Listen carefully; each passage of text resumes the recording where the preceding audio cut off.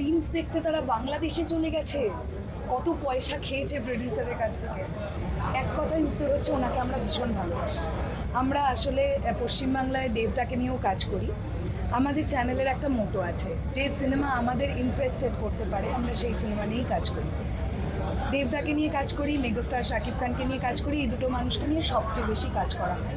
এবার যদি তুমি বলো যে পশ্চিমবাংলার হিরো থাকার পরেও কেন মেগাস্টার শাকিব খান, এক কথায় উত্তর হচ্ছে ওনাকে আমরা ভীষণ ভালোবাসি।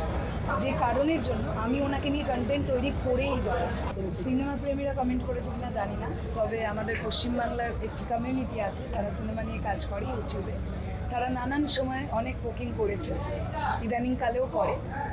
তাদের খুব বক্তব্য, এটা তারা নিতেই পারছে না যে প্রিন্স দেখতে তারা বাংলাদেশে চলে গেছে, কত পয়সা খেয়েছে প্রডিউসারের কাছ থেকে।